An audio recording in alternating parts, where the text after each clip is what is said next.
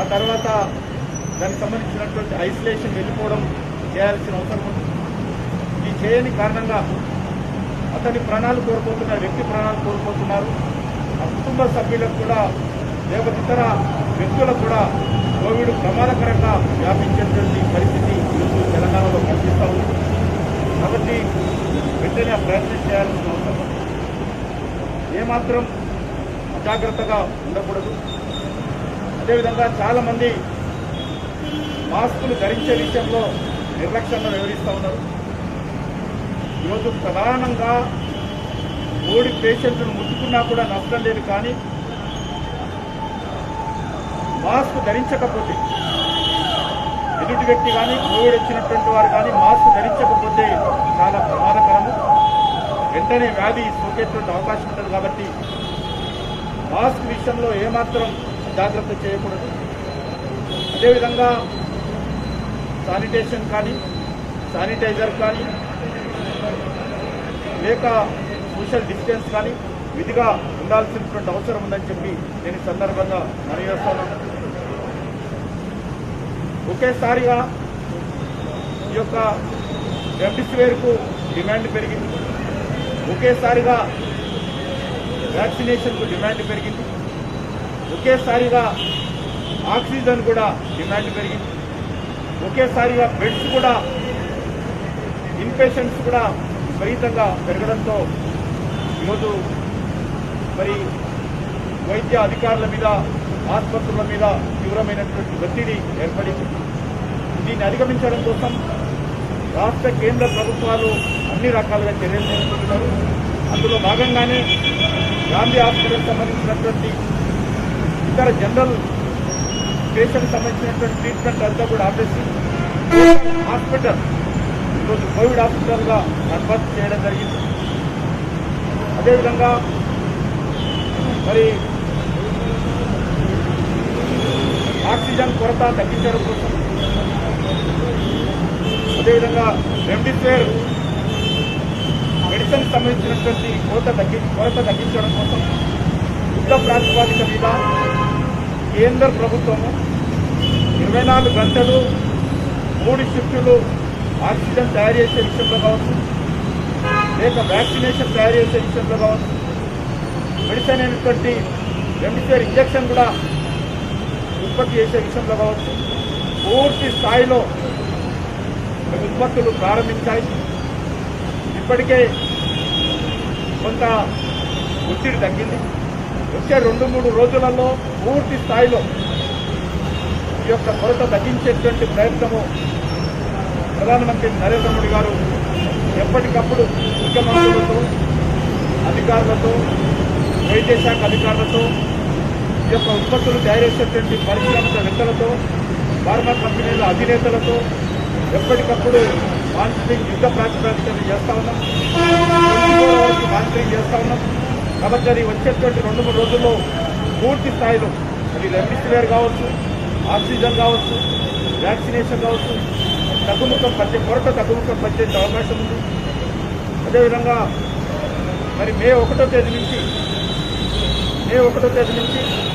18 సంవత్సరాలు దాటినటువంటి యువకులందరికీ కూడా ఈరోజు వ్యాక్సినేషన్ ఇవ్వాలనేటువంటి నిర్ణయం ప్రధానమంత్రి గారు తీసుకున్నారు.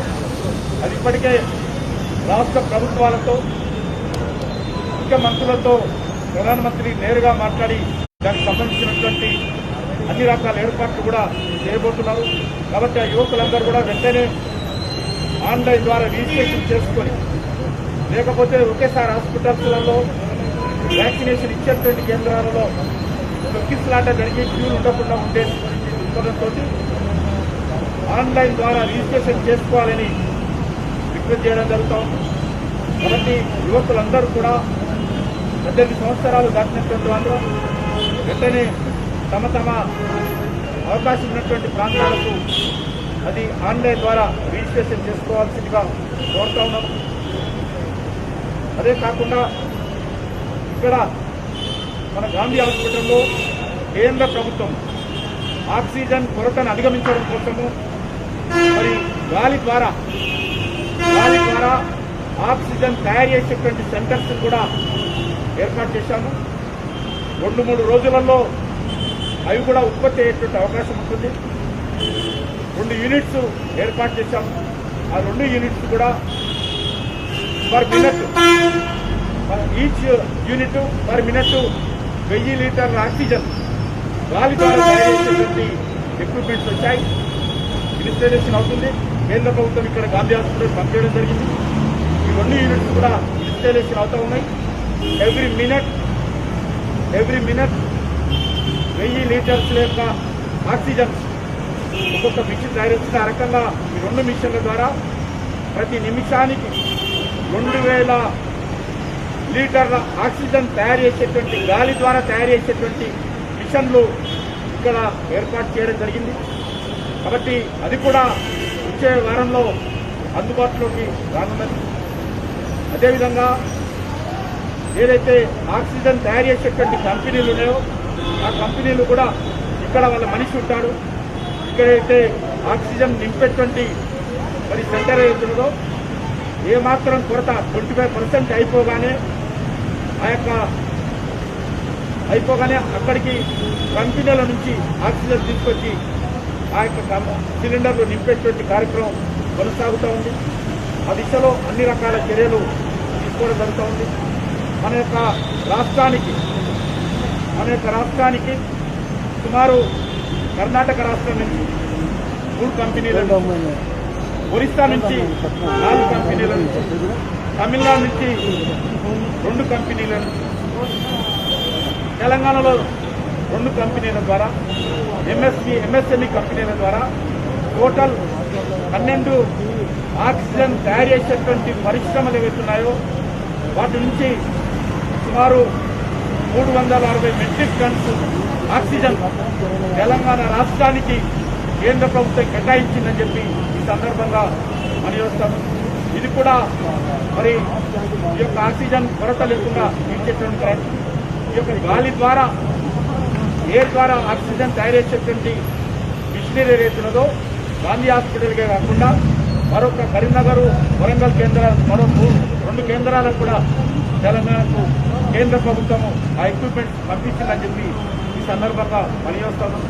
ఇది కాకుండా లాక్డౌన్ ఏర్పడిన నేపథ్యంలో, కరోనా తీవ్రత నేపథ్యంలో పేదవాళ్ళు ఆకలితో అలమటించకూడదనేటువంటి దృక్పథంతో మరి ప్రతి వ్యక్తికి తెల్ల కార్డు ఉన్నటువంటి ప్రతి వ్యక్తికి 5 కేజీల రైస్ చొప్పున మరి వచ్చేటువంటి మే అండ్ జూన్ ఈ 2 నెలలకు ఉచిత బియ్యం ఇవ్వాలనేటువంటి నిర్ణయం కూడా కేంద్ర ప్రభుత్వం తీసుకున్నది.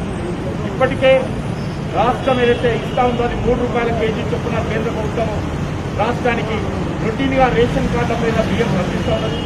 దానికి అదనంగా ఇప్పుడు తీసుకుంటున్నటువంటి రేషన్ కోటాకు అదనంగా ప్రతి వ్యక్తికి 5 కేజీల చొప్పున రేషన్ కార్డు ఉన్నటువంటి ప్రతి వ్యక్తికి ఈ నెల, వచ్చే నెల మే అండ్ జూన్ ఈ 2 నెలల పాటు ఉచిత బియ్యం ఇవ్వాలి అనేటువంటిది కూడా నరేంద్ర మోడీ గారు ప్రభుత్వం నిర్ణయం తీసుకొని ప్రయత్నం చేస్తా ఉంది. దానికి దేశవ్యాప్తంగా మరి 80 కోట్ల మందికి లబ్ధి చేకూరుతుంది. సుమారు ఈ బియ్యం పైన ఈ 2 నెలల పాటు 26,000 కోట్ల రూపాయలు కేంద్ర ప్రభుత్వం పేద ప్రజలకు అన్నం పెట్టేటువంటి కార్యక్రమంలో మరి నిర్ణయం తీసుకొని అమలు చేస్తా ఉందని చెప్పి ఈ సందర్భంగా అమలు చేస్తా ఉన్నాను. అదేవిధంగా ఈరోజు రాష్ట్ర వ్యాప్తంగా మరి అన్ని హాస్పిటల్స్ నుంచి నివేదిక తీసుకొని ఎప్పటికప్పుడు రాష్ట్ర ప్రభుత్వము చర్యలు తీసుకోవాల్సిన అవసరం ఉంది. నేను మరి రాష్ట్ర ప్రభుత్వాన్ని కోరుతా ఉన్నాను, ఇది ఏమాత్రం రాజకీయం చేయకూడదని చెప్పి కోరుతా ఉన్నాను. ముఖ్యంగా మనుషుల ప్రాణాలు పోతా ఉంటే కోవిడ్ పైన మరి రాజకీయపరమైనటువంటి ఆరోపణలు, ప్రత్యారోపణలు మరి మంచిది కాదనే విషయాన్ని ఈరోజు గుర్తుపెట్టుకోవాల్సినటువంటి అవసరం. ముఖ్యంగా కేసీఆర్ కుటుంబ సభ్యులు, రాష్ట్ర మంత్రులు మరి అనవసరంగా కేంద్ర ప్రభుత్వం పైన, నరేంద్ర మోడీ గారి పైన తెలంగాణకు ఏదో వివక్ష చూపుతున్నారనేటువంటి తప్పుడు ఆరోపణలు చేస్తా ఉన్నారు. అది ఏమాత్రం సబబు కాదు. టెక్నికల్గా కేంద్ర ప్రభుత్వము ఉన్నటువంటి అధికారులు ఏ రాష్ట్రంలో ఎన్ని కేసులు వస్తూ ఉన్నాయి, ఏ రాష్ట్రంలో ఎంతమంది చనిపోతూ ఉన్నారు, దానిపైన అసిస్ట్ చేసి ఆ రాష్ట్రానికి కావలసినటువంటి వస్తున్నటువంటి ఉత్పత్తి అవుతున్నటువంటి ఉత్పత్తులను దృష్టి పెట్టుకున్నది ఆక్సిజన్ కావచ్చు, లేకపోతే రెమ్డెసివిర్ కావచ్చు, లేక వ్యాక్సినేషన్ కావచ్చు. అవన్నీ కూడా ఇక్కడ ఉన్నటువంటి పాజిటివ్ పేషెంట్ సంఖ్య ఎంత, చనిపోతున్న వారెంత, ఇక్కడ ఉన్నటువంటి జనాభా ఎంత, దీన్ని దృష్టిలో పెట్టుకొని అలాట్మెంట్ చేస్తున్నారే తప్ప ఎక్కడ కూడా ఏ రకమైనటువంటి వివక్షత లేదు. ఇది అనవసరంగా కేసీఆర్ కుటుంబ సభ్యులు ఇది శవాల మీద పేలాలు ఏర్పుకున్నటువంటి కార్యక్రమం ఏమాత్రం మంచిది కాదు. నేను కేసీఆర్ కుటుంబ సభ్యులను కోరుతా ఉన్నాను, అనవసరంగా ప్రతి చిన్న విషయానికి భూతద్దంలో పెట్టి చూపించేటువంటి ప్రయత్నం చేయకూడదు. కష్టకాలంలో ఉన్నాము, ప్రజలకు అందరం కలిసి ధైర్యం చెప్పి ప్రజల ప్రాణాలు కాపాడేటువంటి ప్రయత్నం చేయాలి తప్ప ఈ రకంగా తప్పుడు ఆరోపణలు కేసీఆర్ కుటుంబ సభ్యులు చేయకూడదని చెప్పి నేను ఈ సందర్భంగా విజ్ఞప్తి చేస్తూ, తప్పకుండా తెలంగాణ ప్రజలకు కేంద్ర ప్రభుత్వం అన్ని రకాలుగా అండగా ఉంటుంది, ఏ కష్టం వచ్చినా కూడా ఆదుకుంటుందనేటువంటి విశ్వాసాన్ని నేను తెలంగాణ ప్రజలకు తెలియజేస్తూ, ఇప్పుడు ఈ హాస్పిటల్ అయిపోతాను, ఇప్పుడు నేను ఇంకోటి హాస్పిటల్ విజిట్ చేస్తాను. మరి ఈ సందర్భంగా ప్రజలందరూ కూడా అన్ని రకాల జాగ్రత్తలు తీసుకోవాలి. మీకు మీరే డాక్టరు కాబట్టి మీ ప్రాణాలు కాపాడుకునేటువంటి ప్రయత్నం మీరు తప్పకుండా చేయాలి. అది మరి ఏ మాత్రం నిర్లక్ష్యం చేయకూడదు అని చెప్పి మీరు, మీ కుటుంబ సభ్యులు, మీ స్నేహితులు, మీ బంధువుల ప్రాణాలు కాపాడుకోవాలి. ఇది చాలా ఎమర్జెన్సీతో కూడినటువంటి సమస్య. ఈ సమస్య పట్ల ఎవరు కూడా నిర్లక్ష్యం వహించకూడదని ప్రతి ఒక్కరికి విజ్ఞప్తి చేస్తున్నారు.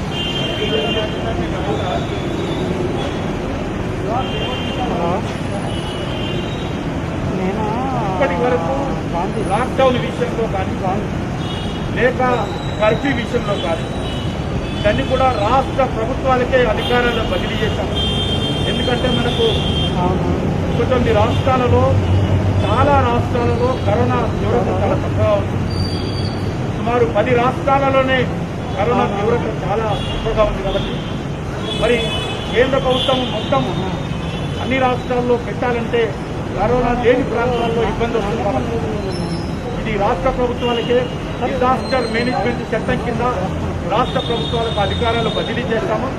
రాష్ట్ర ప్రభుత్వాలే అక్కడ ఉన్నటువంటి పరిస్థితిని అంచనా వేసుకొని వాళ్ళకు కావలసినటువంటి పరిస్థితులకు అనుకూలంగా ఈ యొక్క లాక్డౌన్ కానీ ఇతరత్ర పెట్టుకున్నటువంటి అవకాశం ఉంది. ఆ రకమైన పెట్టుకోవాలని చెప్పి కూడా అన్ని రాష్ట్ర ప్రభుత్వాలు కోరుతాను. ఆ దిశలోనే రాష్ట్ర ప్రభుత్వాలు చర్యలు తీసుకుంటారు.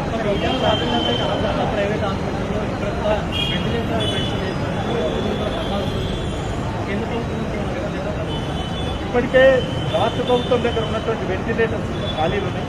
కేంద్ర ప్రభుత్వం వెంటిలేటర్స్ ఇక్కడ కూడా నేను చెప్పాను, ఇక్కడ 600 బెడ్స్ ఆక్సిజన్ బెడ్స్ ఖాళీలు ఉన్నాయి.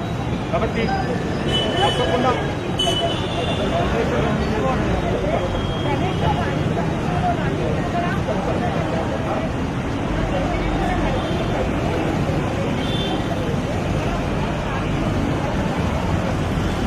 వాస్తవం కానీ ఇక్కడ మాత్రము గాంధీ హాస్పిటల్ మాత్రం 600 ఆక్సిజన్ బెడ్స్ ఖాళీ, ventilator oxygen general oxygen beds 600 beds ఖాళీ ఉన్నాయి.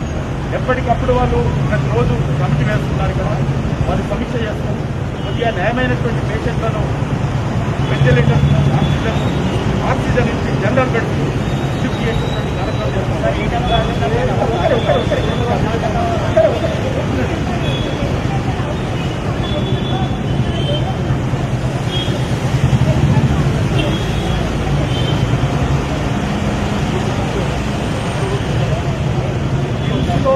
గతంలో పంపించినటువంటి వెంటిలేటర్స్ మళ్ళీ ఉన్ననే సీల్ ఓపెన్ చేశాం. గతంలో మేము పంపించిన కేంద్ర ప్రభుత్వం పంపించినటువంటి వెంటిలేటర్స్ రేపు నేను విజిట్ చేస్తాను. విజిట్ చేసినాక ఈ నివేదిక అంతా తయారైన తర్వాత ఇటు రాష్ట్ర ప్రభుత్వంతో కేంద్ర ప్రభుత్వంతో చర్చిస్తాను.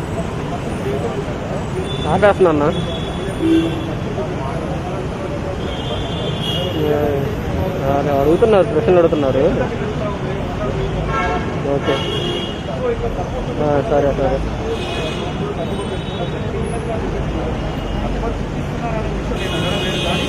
వాళ్ళు ఎంత సూచిస్తున్నారో ఆ రేషియోలో కేంద్ర ప్రభుత్వం ఉత్పత్తి అవుతున్నటువంటి ఆ ఉత్పత్తుల నేపథ్యంలో అది వ్యాక్సినేషన్ కావచ్చు, రెమ్డెసివిర్ కావచ్చు, ఆక్సిజన్ కావచ్చు, దాని ఆధారంగా ఆ నిష్పత్తిలో తెలంగాణ రాష్ట్రానికి జనాభా ప్రాతిపాదికన, కేసుల ప్రాతిపాదికన ఆ యొక్క కరోనాకు సంబంధించినటువంటి మహమ్మారిని ఎదుర్కొనేటువంటి ఎక్విప్మెంట్స్ మాకు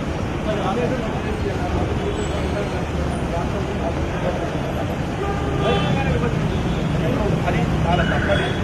ఎందుకంటే కేంద్ర ప్రభుత్వం కొంత సేవ చేసినా, రాష్ట్ర ప్రభుత్వం సేవ చేసినా ప్రజల మనీ కంపెనీలతో మాట్లాడి కొంత వాళ్ళని రిక్వెస్ట్కి కేంద్ర ప్రభుత్వం మార్కెట్ రేట్ కంటే తక్కువ ధరకు ఇస్తాం, రాష్ట్ర ప్రభుత్వం మరికొంత తక్కువ ధరకు ఇస్తాం, జనరల్ మార్కెట్తో దాన్ని మామూలు ధరకు ఇస్తాం. కాబట్టి ప్రజల ధనాన్ని సేవ్ చేయడం తప్పు కాదు, కేంద్ర ప్రభుత్వం అయినా ఎవరైనా. కాబట్టి అది ఒత్తిడి చేసేవారు.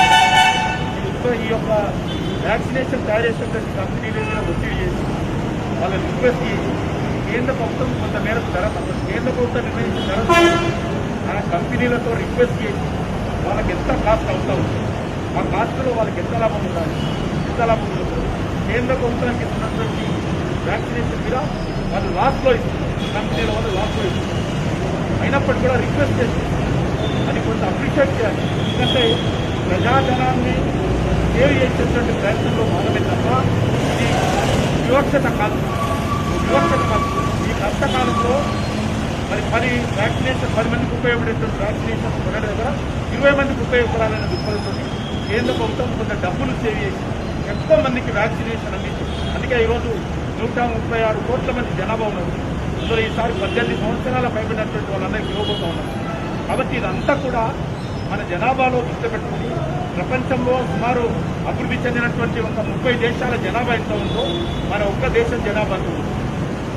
30 America, Germany, Japan, UK, Australia, Italy, Iran ఇటువంటి అభివృద్ధి చెందినటువంటి దేశాల జనాభాతో లెక్క కడితే మన దేశ జనాభా అంతకంటే ఎక్కువ ఉంటుంది.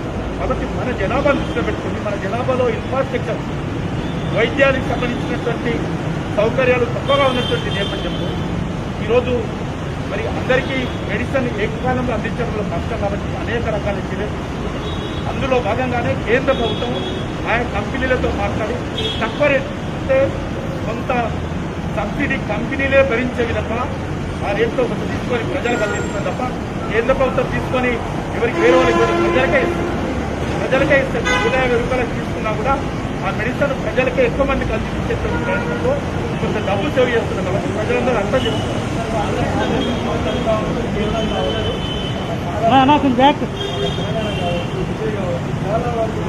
బీజేపీ ప్రాంతాలకే బీజేపీ పర్వాలే రాష్ట్రాలు మిగతా ప్రాంతాలకు రావట్లేదు. ఇది బాధ్యత అత్యధికమైనటువంటి ఈరోజు ఆక్సిజన్ కానీ రెమ్డెసివిర్ కానీ ఈరోజు ఎవరికి అందిస్తున్నామంటే మహారాష్ట్ర మన దగ్గర డాటా ఉంది టోటల్. కాబట్టి తప్పది, వాస్తవంగా తప్పది. అత్యధికమైనటువంటి అందిస్తున్నటువంటి రాష్ట్రం ఏదైతే ఉంది అంటే ఈరోజు అది మహారాష్ట్రకు అందిస్తూ ఉంది. కాబట్టి అది బాధ్యతారహితమైనటువంటి స్టేట్మెంట్. ఇంతకుముందే చెప్పాను, దానికి ఒక క్యాలిక్యులేషన్ ఉంటుంది.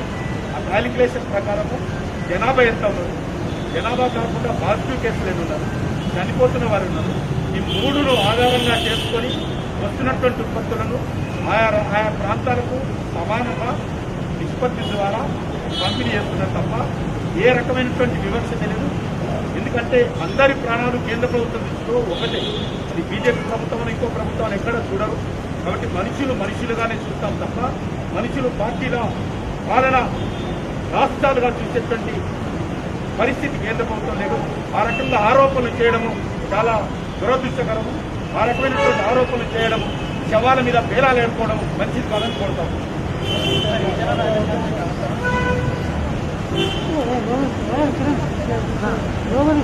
చిన్న